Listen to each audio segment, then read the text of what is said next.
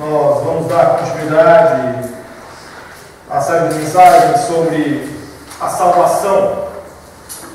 E antes de fazer a leitura de 1 Pedro, capítulo 1, versículos 17 a 20, eu quero retomar aqui o que eu disse na primeira mensagem. No segundo semestre do ano passado, quando me assentava para orar e planejar o que seria pregado na igreja neste ano, e meditava sobre as séries de mensagens que nós viríamos a fazer, uma certeza vinha ao meu coração, confirmada pelo Espírito Santo, que era a certeza de nós tratarmos das questões doutrinárias da nossa igreja. Por isso nós tivemos uma série de mensagens sobre graça. Se você tem acesso à internet, você pode entrar lá no YouTube da igreja, que está lá todas as mensagens. E agora nós estamos falando sobre salvação e a importância deste tema à luz da Confissão de Fé de Westminster, um dos símbolos de fé da Igreja Presbiteriana Independente do Brasil. Nós já falamos sobre a queda, já falamos sobre o pacto e hoje falaremos sobre o mediador. Nós vivemos um tempo onde muito se fala de igreja, fé e religião. Fala-se tudo, desde como obter sucesso em sua vida financeira a resolver seus problemas emocionais. No entanto, muito pouco se fala da centralidade da mensagem do Evangelho, da salvação em Cristo Jesus. Durante esta série de mensagens, nós estamos abordando a salvação, mostrando a necessidade da consciência da queda, o pacto de salvação em Cristo Jesus, a pessoa de Jesus como mediador e a importância da fé para a salvação. Eu quero que você caminhe conosco nestes encontros e juntos nós vamos aprender mais sobre a salvação em Cristo Jesus. Como nós dissemos, essa série de mensagens é baseada na Confissão de Fé de Westminster, capítulos 6, 7, 8 e 14. Nós vamos recorrer a ela ao longo da mensagem. Então vamos ler 1 Pedro, capítulo 1, dos versículos 17 ao 21. Assim diz a palavra do Senhor.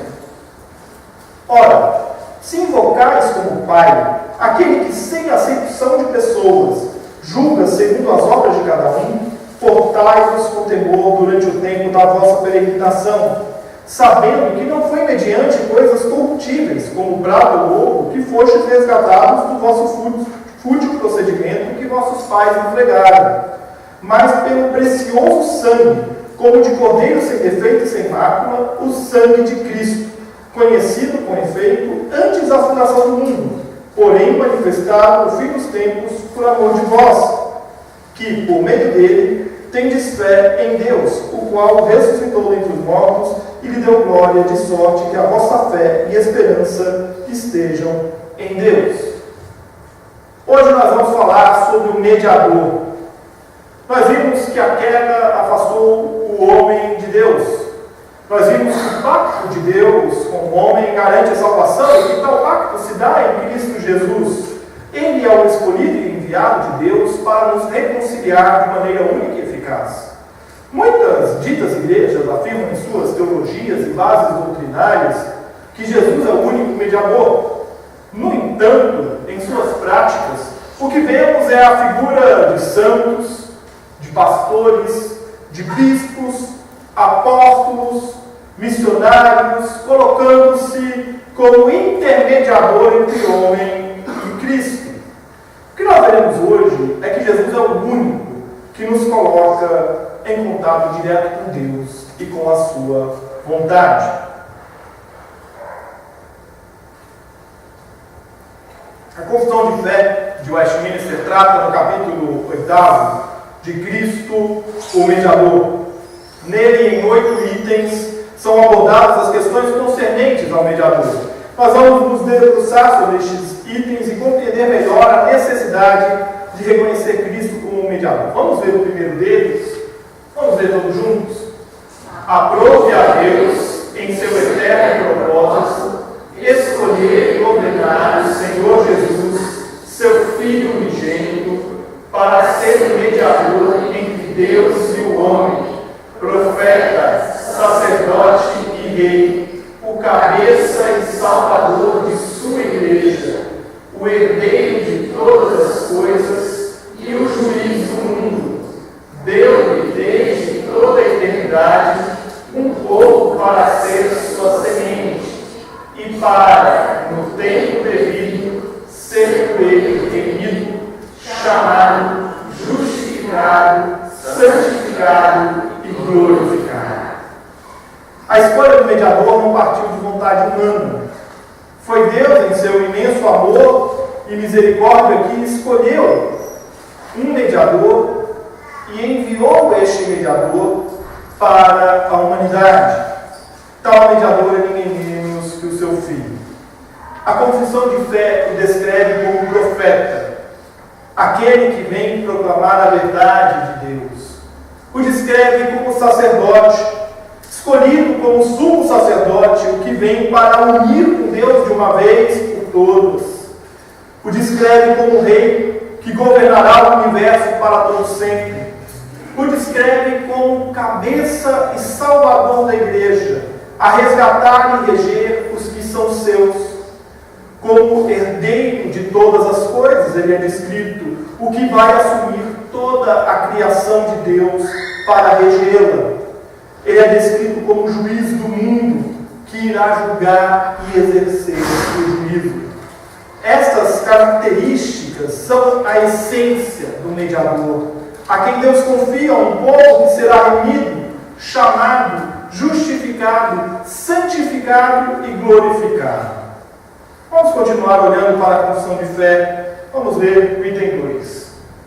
O Filho de Deus, a segunda pessoa da Trindade, sendo verdadeiro e eterno Deus, da mesma substância do Pai e igual a Ele, quando chegou o cumprimento do tempo, tomou sobre si a natureza humana, com todas as suas propriedades essenciais e enfermidades comuns, contudo sem pecado, sendo concebido pelo poder do Espírito Santo no ventre da Virgem Maria e da substância dela, as duas naturezas inteiras, perfeitas e distintas, a divindade e a humanidade, foram inseparavelmente unidas em uma só pessoa, sem conversão, composição ou confusão.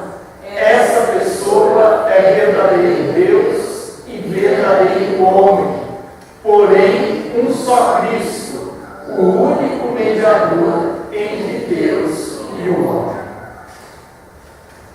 A natureza de Jesus é sempre ponto de discussões teológicas. Aliás, um dos primeiros cismas da igreja surge por conta disso.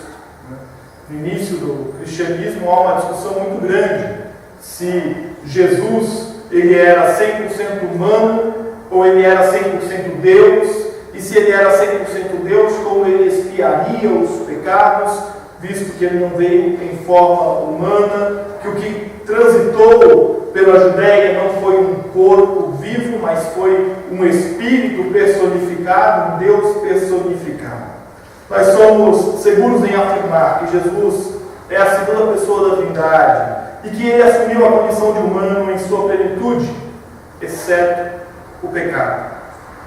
O Ben Alves costuma dizer que para ser tão humano assim, só mesmo sendo Deus, ao se referir a Jesus. Eu gosto muito dessa afirmação de Ben Alves, porque ela define muito bem quem é Jesus.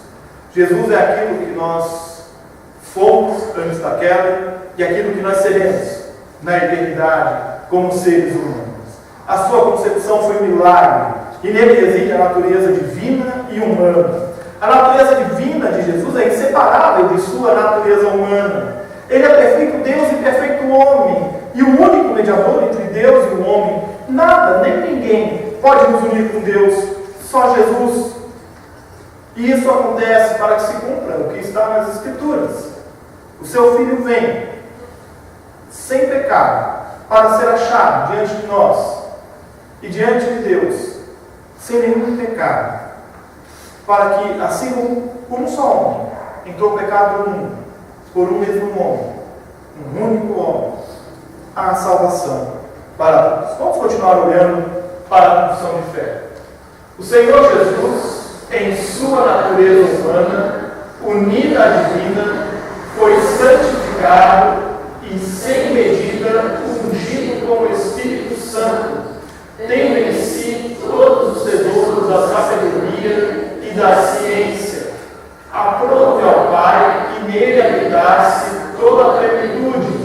a fim de que, sendo santo, inocente, incontaminado e cheio de graça e verdade, estivesse perfeitamente preparado para exercer o ofício de mediador e fiador.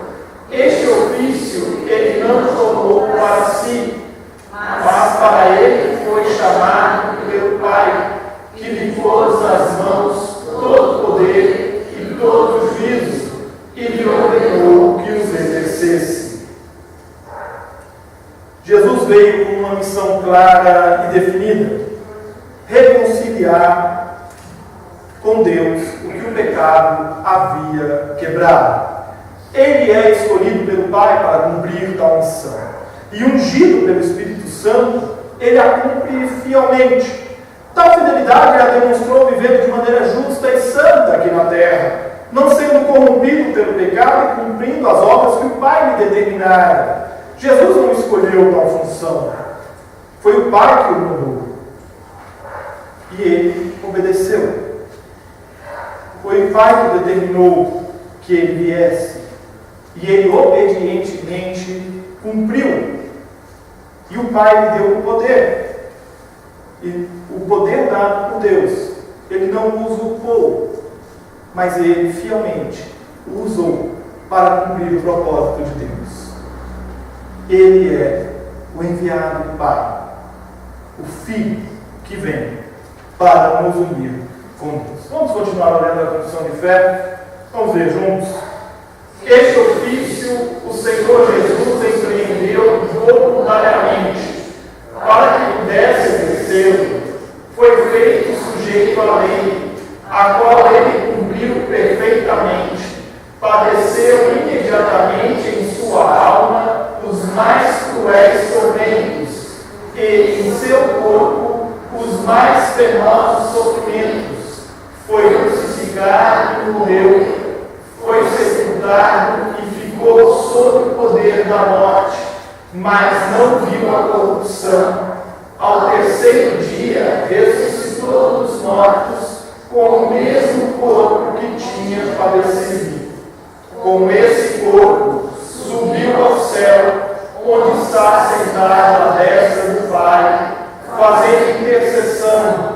De lá voltará ao final dos tempos para julgar os homens e os anjos. O credo apostólico tem uma sentença que resume muito bem isso tudo que nós lemos. Eu creio na ressurreição do corpo. Essa sentença, que é eventualmente lida por nós no momento de afirmação de fé, é a expressão daqueles que presenciaram não apenas uma ressurreição da alma ou do espírito, mas também do corpo. Eles o tocaram. Quando Tomé duvida, Jesus diz para Tomé: vem aqui, Tomé, coloca a tua mão na minha ferida, veja, toque, sou eu mesmo, veja aqui as marcas, veja as marcas do sofrimento no meu corpo, sou eu, ressuscitado. Ele senta-se à mesa, ele come com eles. Não é uma alma que ressurge, é o corpo que ressuscita. Ele não sofreu os castigos apenas em sua alma, mas também no seu corpo. O seu corpo que sofreu os castigos não foi mortificado, mas foi ressuscitado. E ele sofreu inteira e plenamente todas as dores que o meu e o seu pecado causaram nele. E o pecado de toda a humanidade. E ele experimentou a morte, sem ver corrupção, sem pecar. E ele ressuscitou para nos dar a vida eterna. Por isso ele é o perfeito mediador. Vamos continuar olhando para a confissão de fé, item 5. O Senhor Jesus, pela sua perfeita obediência e pelo sacrifício de si mesmo, sacrifício que, pelo Espírito, pelo eterno Espírito, ele ofereceu a Deus uma só vez, satisfez plenamente a justiça do Pai e, para todos aqueles que o Pai deu, adquiriu não só a reconciliação, como também uma herança eterna sacrifício de Jesus foi pleno e eficaz. É por isso que não se perde a salvação, porque ela não depende de ação humana, ela nos foi dada única e eficazmente na vitória da vida sobre a morte. Tal sacrifício satisfez plenamente a justiça de Deus. É o que nos afirma, por exemplo, 2 Coríntios, capítulo 5, versículo 21, quando diz: aquele que não conheceu o pecado, ele o fez pecado por nós, para que nele fôssemos feitos justiça de Deus. Ao cumprir a sentença que estava reservada a nós, Cristo nos reconcilia com o Pai de uma vez por todas, garantindo a nós a herança eterna. Tal herança é a vida eterna ao lado dos eleitos de Deus e com Cristo.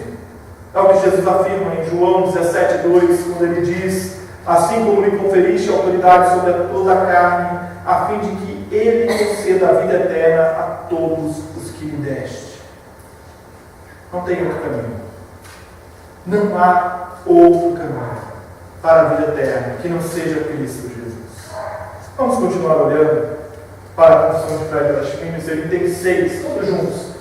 Ainda que a obra da redenção não fora realmente cumprida por Cristo, senão depois de sua encarnação, contudo, a virtude, a eficácia e os benefícios dela, em todas as épocas sucessivas, desde o princípio do mundo, foram comunicados aos eleitos naquelas promessas, tipos e sacrifícios, pelos quais ele foi revelado e significado como a semente da mulher que devia esmagar a cabeça da serpente, como cordeiro morto desde o princípio do mundo, sendo ele o mesmo ontem, hoje e para sempre. Como nós vimos na mensagem anterior, o Antigo Testamento apresenta diversas personificações e tipos de Jesus, e por meio destes tipos e personificações, a salvação e o cumprimento do pacto de Deus foi consumado. Assim, na cruz de Cristo, converge toda a história da humanidade, para que experimentemos a graça e o amor de Deus para conosco.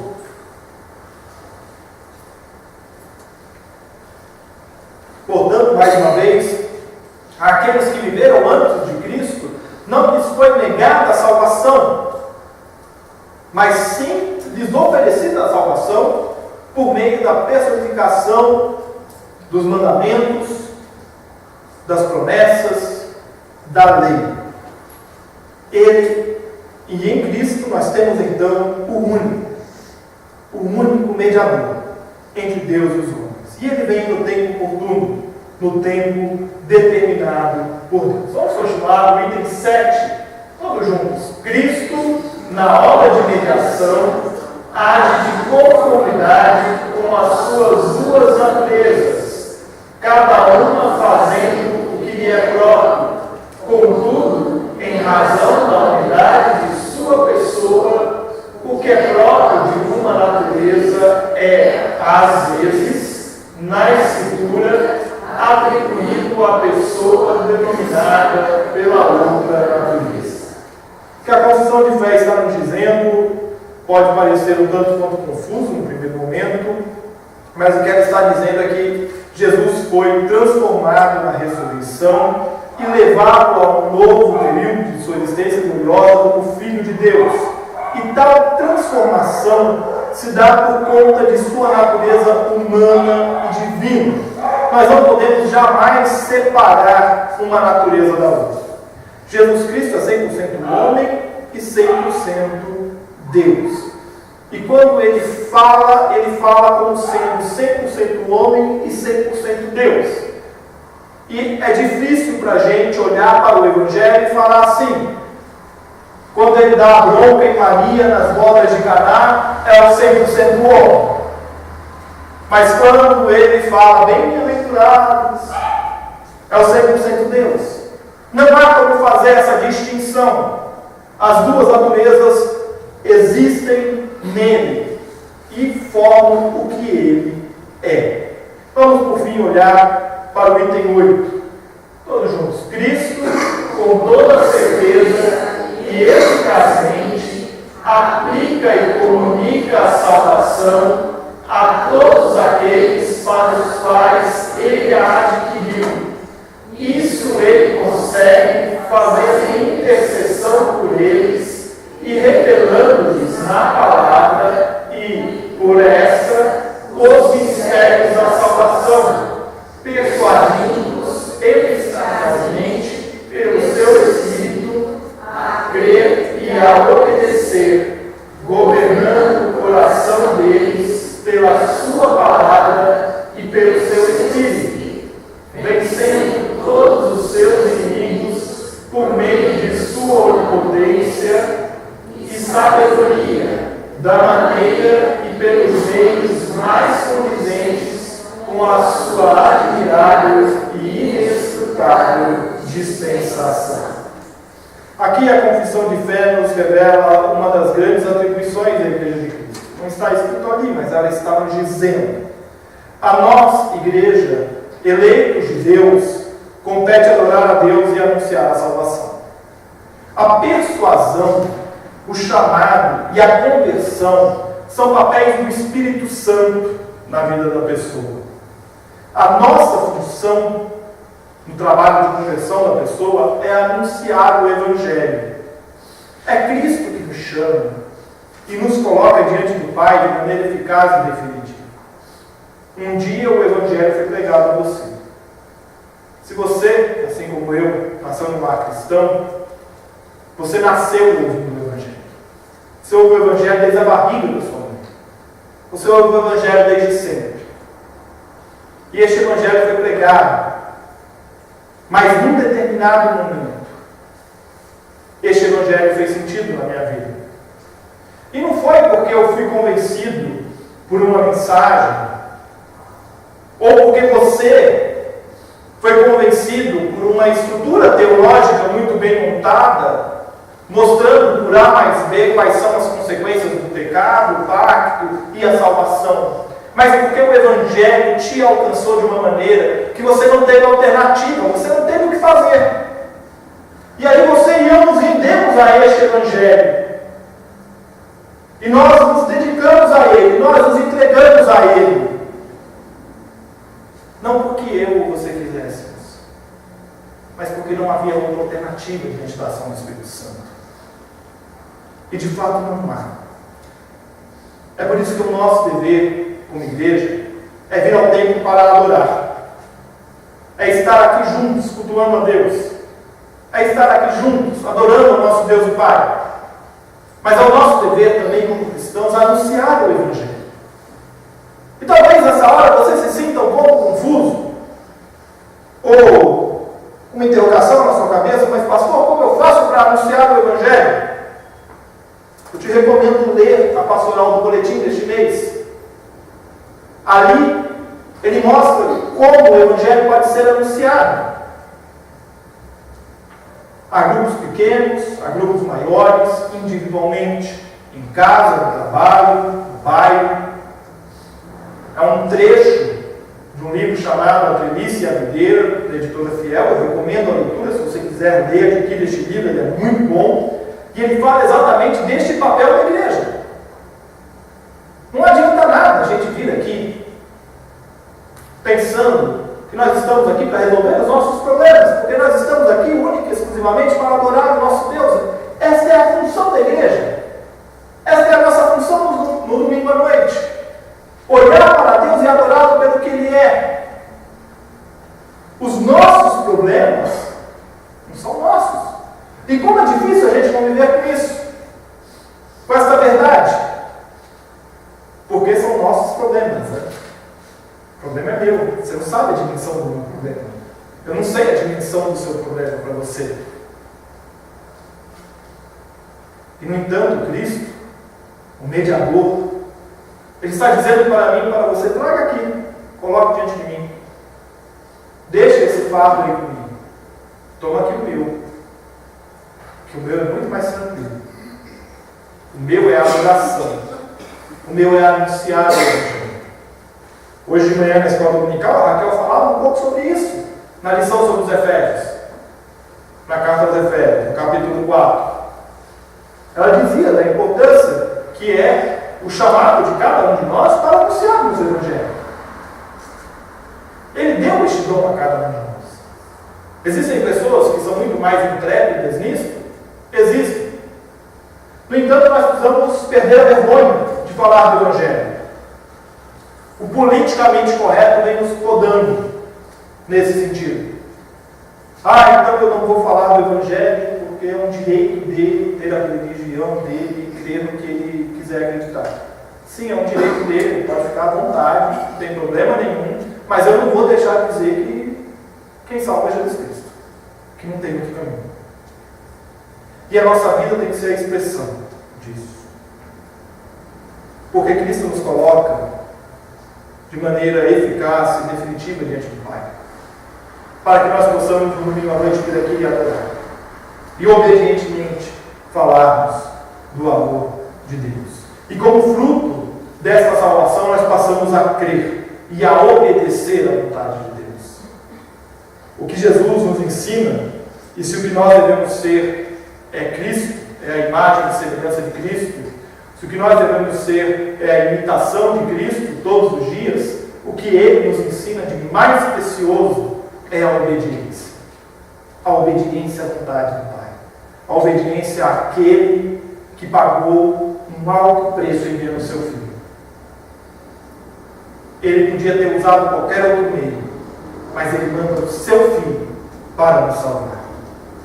Concluindo, no tempo oportuno que Deus predestinou e predeterminou, Ele enviou o seu Filho ao mundo para cumprir o propósito maior de unir novamente, por meio de seu Filho, um povo que lhe pertence. Esse povo Deus deu ao seu Filho, para ser por ele remido, chamado, justificado, santificado e glorificado. Quem é Jesus? A confissão de fé de Westminster nos responde: a segunda pessoa da Trindade, verdadeiro, sendo verdadeiro e eterno Deus, da mesma substância do Pai e igual a Ele. Jesus é chamado por Deus para ser o mediador entre Deus e os homens, o caminho pelo qual todo ser humano pode chegar a Deus. Para que a vontade de Deus se cumprisse, Jesus cumpriu todos os requisitos da lei e optou, mesmo sendo tentado, a não pecar. Em Jesus, portanto, nós temos a perfeita obediência e a plena graça de Deus, manifesta no sacrifício de seu Filho. O que vimos até aqui é que Jesus é o único mediador entre o homem e Deus.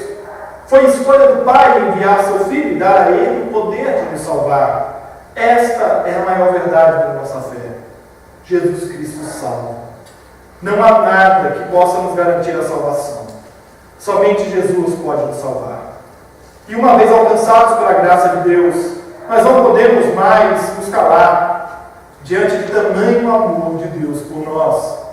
É preciso adorar e é preciso proclamar. Adorar a Deus a nossa salvação e reconhecer que Ele é o Senhor de nossas vidas. Proclamar às pessoas com quem convivemos o amor transformador e reconciliador de Deus para conosco.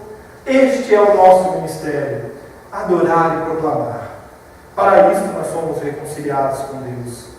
E em nossa quarta e última mensagem, no domingo que vem, nós falaremos sobre a importância da fé para a salvação. Que Deus nos abençoe.